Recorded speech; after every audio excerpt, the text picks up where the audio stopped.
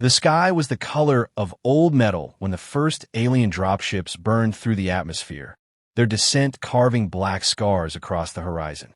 Earth had seen wars before, but never like this, never so quiet, so clinical. Cities fell without screams. People vanished beneath the hum of precision strikes. The Galactic Soldiers, as they called themselves, swept across continents with an efficiency that mocked the chaos of human resistance. Against their luminous armor and energy weapons, rifles and rockets felt like relics from another age. Humanity didn't lose the war in battle. They lost it in disbelief. Sergeant Elias Kade had stopped counting the days since that disbelief turned to survival. His world had narrowed to the cold press of a rifle stock, the whisper of wind through ruined trees, and the quiet breathing of the three people who still followed him. They moved through the Carpathian Mountains like ghosts, unseen and unwanted. Above them, the sky still glowed faintly blue from the aliens' orbital presence. Kade had learned to avoid looking at it. It made him feel like an insect crawling under a microscope. He lay prone in the mud, scope trained on a patrol glinting in the distance. 5 of them, moving in a perfect line, alien soldiers with mirrored armor that caught the light and fractured it. That didn't crouch, didn't seek cover, didn't even scan the ridges. Why would they? No human weapon had ever pierced that armor. Kade's rifle felt heavier each time he raised it, the barrel more a symbol than a tool. Still, he aimed. The act of aiming meant he hadn't given up. Range! Mira Sandoval's voice crackled softly in his ear. She lay a few meters away, her tone calm but taut. 700, Kade murmured. They're heading for the bridge. Mira adjusted her scope. They move like they own the air. They think they do. Behind them, Private Wren crouched over a small array of alien scrap, his dark hair plastered to his forehead with sweat. He had been the squad's engineer before the invasion destroyed the chain of command, and he'd stayed that way, tinkering with pieces of technology they barely understood. Don't waste the ammo, Wren said. It's like throwing stones at lightning. Maybe, Kade replied, fingers still on the trigger. But even lightning can be grounded. He fired once. The report echoed through the valley, a sharp crack swallowed quickly by the wind. The bullet struck the lead alien center mass and vanished in a ripple of light. The soldier didn't even flinch. They all turned as one, scanning the ridge with predatory precision. Kade ducked back behind the rock, heart pounding. Nothing, Mira whispered. Not even a dent. Kade cursed under his breath. The aliens had seen the muzzle flash, but they didn't retaliate. Instead, they resumed their patrol, utterly indifferent. That indifference was worse than any counterattack. It wasn't cruelty, it was contempt. He slung the rifle over his shoulder and motioned for the team to move. They slipped through the forest, careful to leave no trace. The air smelled of smoke and ozone, remnants of alien propulsion. Every tree seemed older now, every sound sharper. The world was holding its breath. Their base was a cave half hidden by lichen and stone, its entrance narrow enough to force them to crawl. Inside, the air was cold and damp. Old maps lined the walls, drawn by hand and marked with red circles, places that once mattered. Now they were just names. Wren was the first to break the silence. We need to stop wasting bullets. If the shields don't drop, we're just announcing our position. Kade sat against the wall, cleaning his rifle. We need to understand what those shields are. Everything has a limit. Not this, Wren said bitterly. Their tech runs on physics we don't even have words for. Mira looked between them, her expression unreadable. You said everything has a limit, Sergeant. So find it, or we die pretending. Kade glanced at her. In the dim light, her eyes reflected something fierce. Anger, maybe hope. He didn't know anymore. He thought of the men and women he'd commanded before, all gone, all erased by light. Every one of them had died, believing humanity still had a chance. That belief had kept him alive, even when evidence argued otherwise. Wren rummaged through his pack and pulled out a fractured piece of alien metal, still faintly warm to the touch. This came off one of their rifles, he said. It's got a harmonic signature, a vibration. I think that's how they stabilize their energy fields. Harmonic? Kade frowned. Like a frequency. If we could match it, maybe disrupt it. A bullet that hums instead of explodes. Mira raised a brow. A singing bullet. Rin gave a dry laugh. Something like that. Kade took the shard from him, holding it up to the flickering lamplight. It shimmered faintly, pulsing in rhythm with something he couldn't hear. It wasn't just technology, it was alive in a way, responsive. He could feel a hum faintly against his skin. The idea rooted itself immediately in his mind. A weapon that didn't roar, didn't announce itself, but slipped through the enemy's defenses like a whisper. How long? Kade asked. Ren hesitated. If I had proper tools, a day. With what we have, maybe never. Then start anyway. Ren's eyes met his, uncertain but burning with the same stubborn fire that had kept them breathing this long. You think it'll matter? Kade looked toward the cave's mouth where the world bled twilight. They ignore us because they think we're finished. Let's remind them we're not. The wind shifted outside, carrying the distant hum of alien engines. The sound had once made Kade feel small, powerless. Now it only hardened his resolve. He watched the shadows move against the stone and thought of the moment his bullet had vanished into that armor. Somewhere in that failure was a secret waiting to be cracked open. He reached for the rifle again, feeling its familiar weight. Tomorrow, he said quietly, more to himself than anyone. We start teaching them to listen. Rin nodded, gathering his tools. Mira checked her rifle, her movements precise, disciplined. The cave filled with the soft clatter of preparation, the sound of defiance being built one breath at a time. Outside, the forest was silent, but it was no longer still. The wind carried the faintest tremor, like a prelude to something vast and unseen. The Galactic Soldiers would march again tomorrow, indifferent and invincible. But somewhere beneath their notice, for ghosts began shaping a sound that would one day tear through the quiet of their reign. The morning came in silence, a pale mist crawling across the valley like a living breath. Elias Kade lay on the ridge, his rifle balanced on a rock slick with dew. The weapon no longer looked like anything built by human hands. Its barrel shimmered faintly, wrapped in coils scavenged from alien tech and insulated with wire and carbon fiber tape. Inside the chamber rested a single round, matte gray, heavier than it should have been, coated with microscopic patterns that Ren swore would make it vibrate instead of explode.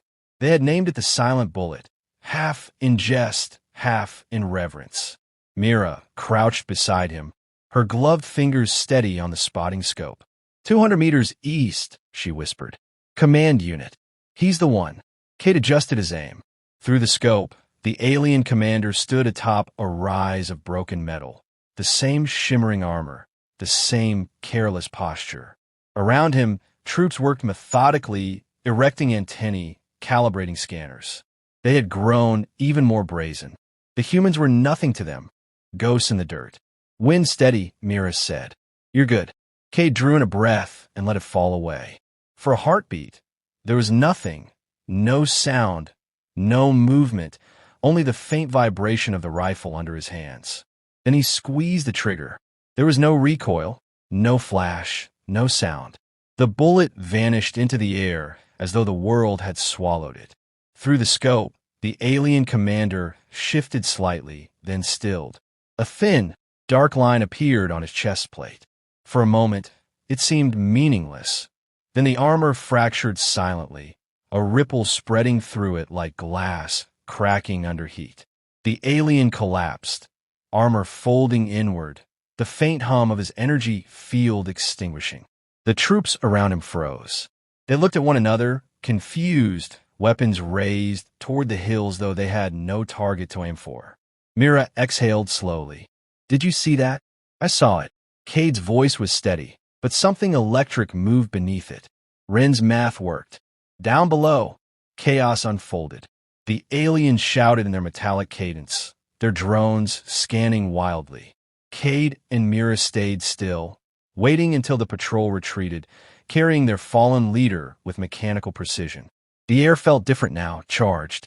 For the first time since the invasion, Kade felt like the ground itself might belong to them again. When they reached camp, Run was waiting, his face pale with exhaustion but burning with pride. "You got him, didn't you? I felt it. I knew it would work." "It worked," Kade said simply, placing the rifle beside him. Armor cracked like glass. Ren laughed once, a short sound that almost broke into tears. Jansen, silent until now, placed a trembling hand on his shoulder. "One bullet," he said. "After all this time." They made more that night. Each casing was hand-polished, each round tuned to the faint hum of the stolen rifle core. The process was delicate, but repetition gave them purpose. They no longer felt like survivors. They felt like soldiers again. The next days blurred into a rhythm. Misty mornings, quiet ridges, unseen kills. The silent bullets whispered death across the valleys, cutting through armor that had once defied every weapon known to man. The aliens began to change their behavior.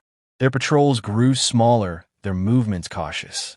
Drones filled the skies, searching for a threat they could not perceive. Radio chatter intercepted by Mira confirmed their confusion. Unseen enemy. Impact with no signature. Energy dampeners ineffective. Kade's squad became a myth. Resistance cells across Europe picked up fragments of their story. Whispers of sniper team that had cracked the uncrackable. Soldiers began calling them the Death Wind, a name the aliens themselves had coined in panic. Kade didn't care about names. Each confirmed hit was another inch of ground reclaimed from despair. But the cost was rising. Drones grew smarter, faster. One afternoon, Ren barely escaped when a plasma beam sliced through their camp, vaporizing the supply crates. The next night, Jansen didn't return from scouting. They found what was left of him in the morning, his medical kit melted in a slag beside him. No words were spoken. They buried him beneath the roots of a pine tree, and Mira placed a single bullet on the grave. That night, while the forest burned in the distance, Kade sat alone beside the alien rifle core, watching it pulse faintly. Ren approached, eyes hollow. "They're adapting," he said. "It's taking longer to breach the shields." "They'll always adapt," Kade replied. "So will we." Mira stirred from her blanket. "You think we can win this?" Kade didn't answer at first. The firelight caught the edge of his face, turning his eyes into small embers. "Winning doesn't mean what it used to," he said finally. "But if they start fearing us, if they look over their shoulder even once, then maybe that's enough." The forest shifted with wind and ash. Somewhere far above, unseen in the clouds, an alien transport roared by, low and heavy, its lights casting brief halos through the mist. Kade's hand tightened on the rifle. "They'll come looking for us," he said. "We keep moving. We keep shooting. Every death we deal reminds them that Earth still bites." As dawn approached, the team packed their gear in silence. The mountain fog glowed faintly with reflected fire from the plains below. The world had become a graveyard painted in light. Yet amid that ruin, something fierce stirred. Humanity had found a voice in its silence, and every whispering bullet was a defiance written in blood and steel. Kade paused before leaving the cave, his gaze fixed on the horizon. For a brief moment, he imagined what the aliens must be feeling now. Fear, confusion, disbelief. They had come expecting surrender. Instead, they found ghosts who hunted from the shadows, armed with a weapon that defied their arrogance. Mira brushed past him, tightened her gear. "Where to next?" "Wherever they think we aren't," he said. His tone was calm, but his eyes held a quiet fire. They descended through the fog, disappearing into the forest that had sheltered them for months. Above them, distant drones scanned empty ridges, blind to the killers moving beneath their sensors. For the first time in a long while, the war felt balanced, fragile, uncertain, but no longer hopeless. Ren glanced back once toward the peaks. "You think they'll figure out how we're doing it?"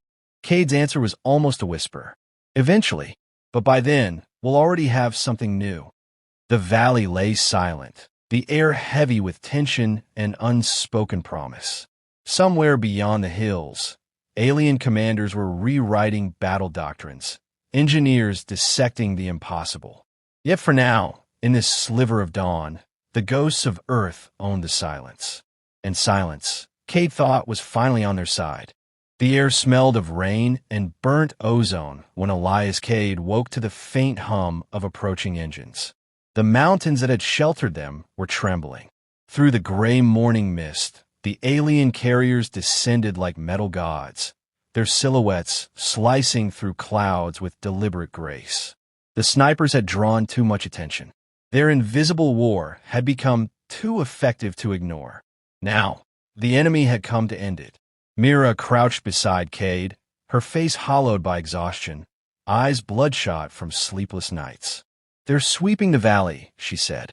"Thermal nets, drones, everything. They know we're close." Kade nodded, tightening the strap of his rifle. Around them, their camp was stripped to bare essentials. No fires, no conversation, only the grim rhythm of survival. Ren worked over the modified ammunition, his fingers trembling from adrenaline. "They've recalibrated their shields," he said. "The silent bullets still work, but we'll have to hit them where it matters. Power cores, joints, optics. No room for error." "There never is," Kade replied. The mountain wind carried a deep, resonant hum as alien walkers emerged from the fog. Their armor glowed faintly blue, energy fields rippling like water over glass.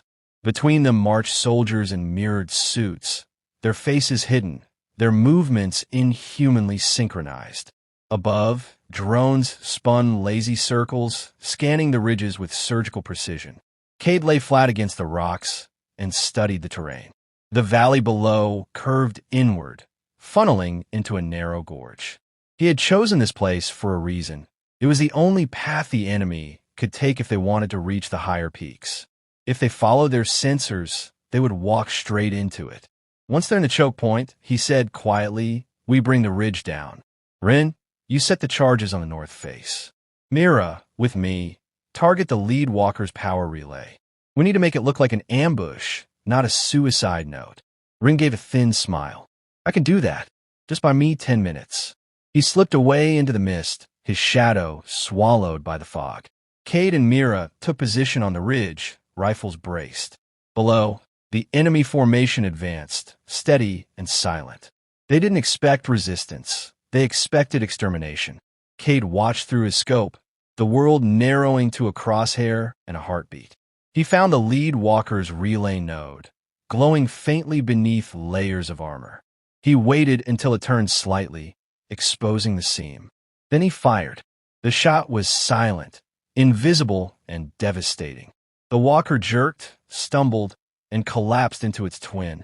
The resulting explosion lit the valley in a cascade of blue flame. Alien troops scattered, shouting orders, their voices distorted by static.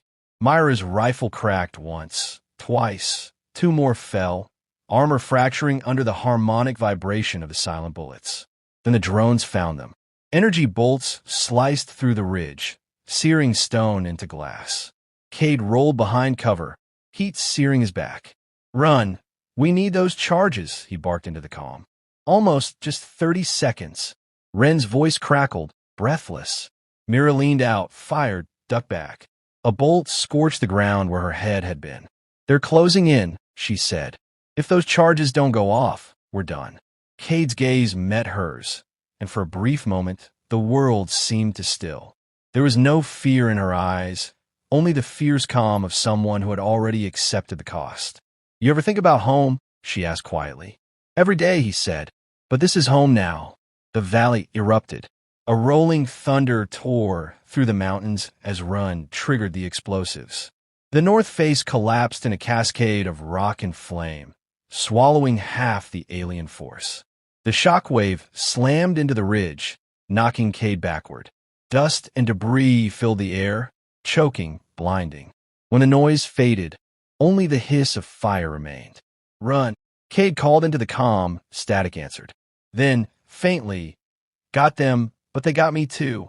Mira closed her eyes, a single tear cutting through the grime on her cheek. Kade's jaw tightened. There was no time for grief. The remaining alien units were regrouping, their drones converging on the ridge. "We finished this," he said. They fired together, methodical, relentless. Every shot found a target. The silent bullets whispered death through the smoke, carving through armor and light. But for every alien that fell, two more advanced. Kade's rifle overheated, the core pulsing erratically. Myra's last magazine clicked empty. The ridge was surrounded. "Out," she said simply. "Not yet." Kade reached into his pack and pulled out the last round. A single bullet tuned by Run himself, etched with markings too small for the eye to see. He loaded it with care, steady hands despite the tremor in the air. Through the smoke, he saw it. The alien command relay, a hovering sphere radiating blue light, directing the entire assault. He steadied his aim, felt the weight of every death, every hope pressing against the trigger. The shot left the barrel with no sound, no flash, no warning. It cut through the haze, through the shimmer of shields, through everything that had ever defied human defiance. The relay pulsed once, then shattered. Light consumed the valley. The alien formation broke apart instantly, drones spiraling out of control, walkers collapsing as their systems fried. Kade felt the concussion wave hit him, tearing through armor and bone. He dropped to his knees, vision swimming. Mira crawled to his side, coughing, her voice barely a whisper. "You did it." "Not me," he said. "All of us." She smiled faintly. "You always said silence would win." He tried to answer, but the words caught in his throat. The world dimmed to a blur of smoke and starlight. When he looked up, he saw the sky clearing, the alien carriers retreating through the clouds, wounded gods fleeing from ghosts. By the time the human resistance arrived hours later, the valley was silent again. They found Mira unconscious but alive, cradling Kade's rifle beside his still body. The last round casing lay beside it, cold and perfect. Word spread quickly through the resistance camps. The snipers had turned the tide. Weeks later, when the first reports came of alien withdrawal, Mira stood once more on the same ridge, rifle slung across her back. The forest was quiet except for the distant rumble of thunder. She whispered to the empty air, "We made them listen, Elias."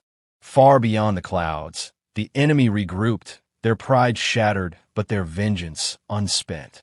The war wasn't over, not yet. But for the first time, Earth had proved that silence could roar louder than any empire.